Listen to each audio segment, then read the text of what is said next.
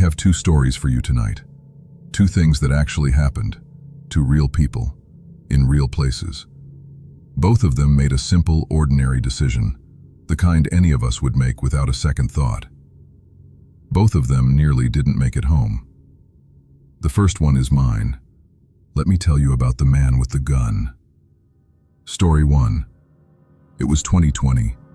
The world had gone quiet in that specific, suffocating way that lockdowns do. Streets empty, businesses closed, people sealed inside their homes with nowhere to go and nothing to do but wait. I had been working from home for months, so when my boss called and invited the team to spend a few days at his countryside place, fishing, fresh air, mountains, I didn't hesitate for a single second. After months of four walls, it sounded like salvation. I packed a bag, got on my motorcycle and left Rio de Janeiro that same day. The destination was a small mountain town, about 180 kilometers away, fewer than 15,000 people. The kind of place where everyone knows everyone, and strangers stand out. I had made trips like this before. Nothing complicated, nothing to worry about. About 20 kilometers from arriving, my bike started losing power. It stuttered, then coughed, then shut off completely while I was shifting gears. The bike had been sitting unused for 3 months. I never got around to maintenance, and now on a mountain road in the middle of a pandemic, it was dying on me. I found a repair shop on the edge of town, probably the only one in the entire area. The mechanic shook his head. He could check it tomorrow, not today. I tried to argue, offered extra money. He refused. When I attempted to leave anyway, the bike died the moment I released the clutch. I was stranded. I called my boss. No answer. Called coworkers. None of them had left the city yet. Uber didn't operate in a town this small. When I asked locals about taxis, they laughed. Maps told me it was a 2-hour walk. So I told the mechanic I'd leave the bike and walk. That's when the man in the corner spoke up. He had been sitting in the repair shop the whole time, around 40 years old, completely unremarkable. Normal clothes, normal face. A large Mitsubishi pickup truck parked outside. He had heard me mention where I was headed, said he was going that way, said he could drop me off nearby. I looked at the man. I looked at the truck.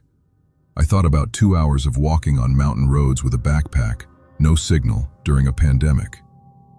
I said yes. The moment we got in the truck and the man settled into his seat, before we had even moved an inch, he reached behind him, pulled a handgun from his waistband, and placed it under his thigh. I noticed. Of course I noticed. But I had grown up in the Brazilian countryside. My own father had carried a gun the same way. It was not unusual. It did not feel threatening. Not yet. The man was talkative. Immediately, effortlessly talkative. The kind of person who fills silence so naturally that you don't notice how much information they are pulling out of you. He asked where I was coming from, what I did for a living, whose house I was going to, whether someone was expecting me, or whether I was just showing up unannounced. I answered, why wouldn't I? It was just conversation. I mentioned my boss had invited me, but I had arrived early. I mentioned the terrible signal in the area. No internet, barely any calls getting through. The man nodded and agreed. Then he started talking about driving, said he loved it, could spend hours on the road just for the pleasure of it. Said he was just passing through, not from the area, no particular destination, just moving. Then the conversation shifted to women. I mentioned I was single, a casual comment, a throwaway line, the kind of thing you say just to fill silence.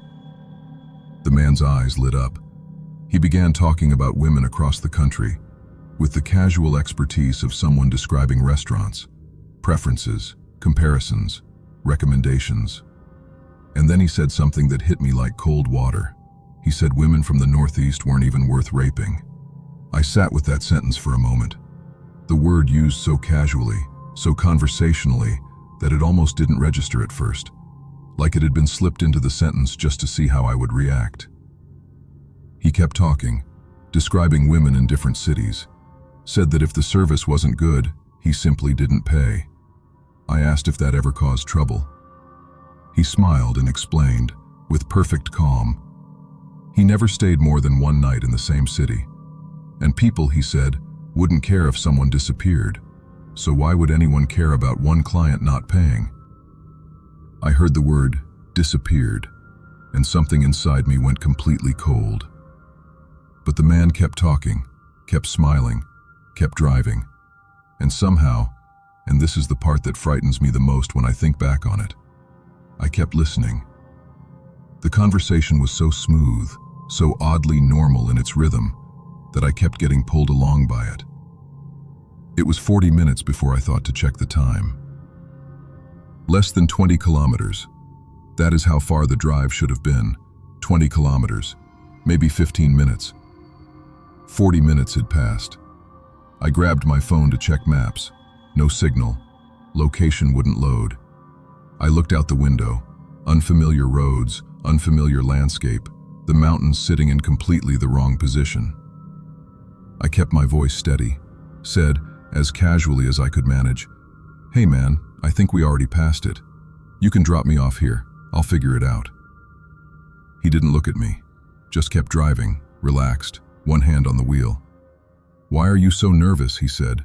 "Relax. Nothing is going to happen to you." I told him I wasn't nervous, just thought we'd gone too far. He shrugged and said, "Yeah, maybe. Doesn't really matter." And then, without warning, he pressed the accelerator and turned onto a dirt road. Unmarked, unpaved, narrow. Trees pressing in on both sides. No houses, no lights, no one. I yelled, "Let me out here, now!" He slammed the brakes. The truck skidded to a stop in the middle of nowhere. He turned to me, and his voice had changed completely. Gone cold, gone hard. "Get the hell out of my car," he said. I got out. And then the final detail, the one that still sits with me, the one I think about in the dark. As I started walking away, I heard nothing. No engine starting back up, no tires on dirt. I looked back. The truck was still there, engine running, headlights on, watching me walk away. I walked for 3 hours before I got cell service.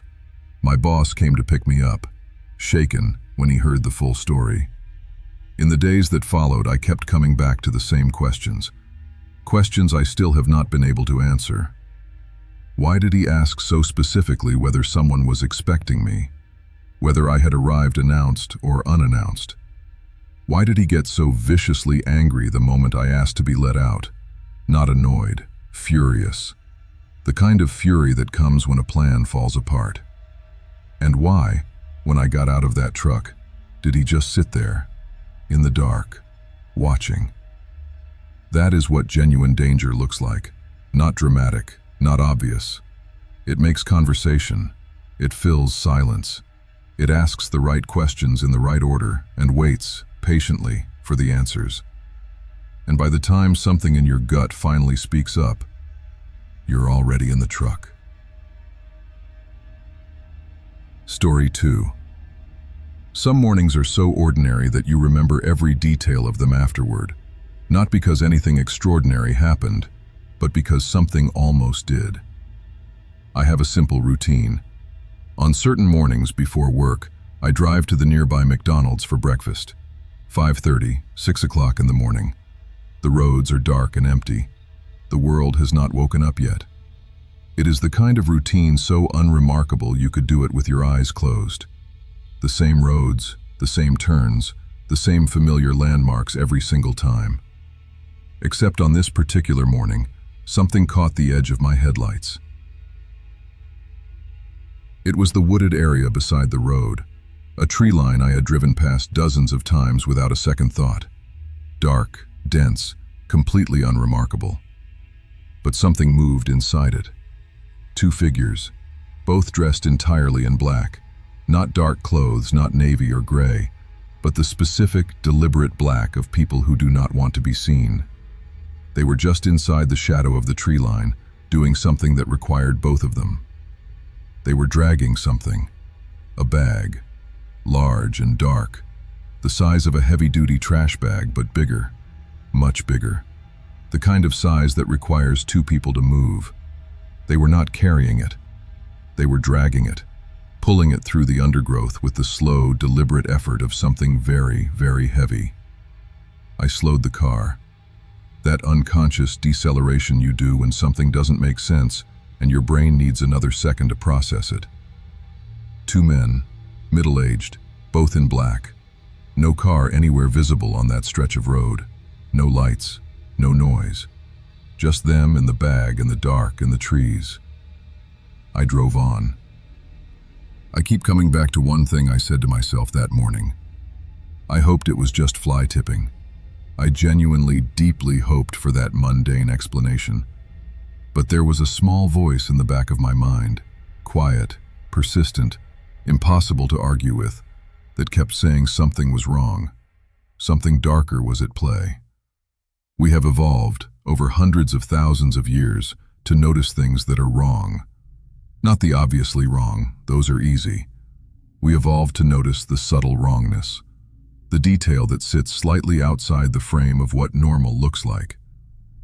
Two men in black, no vehicle, a heavy bag, 6 in the morning, trees.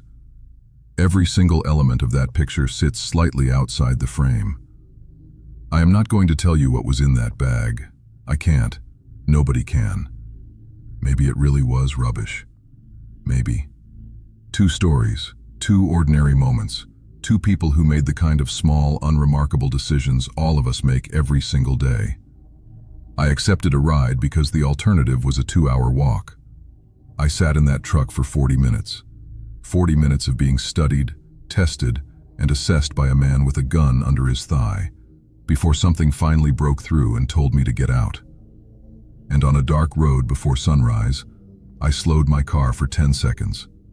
10 seconds of attention on the way back from a breakfast run. 10 seconds I am still thinking about. What both stories share is the absence of the obvious. No monster. No dramatic moment where evil reveals itself cleanly.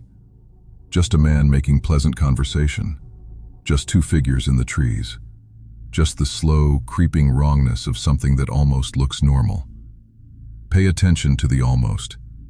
Not the obviously wrong. The almost right.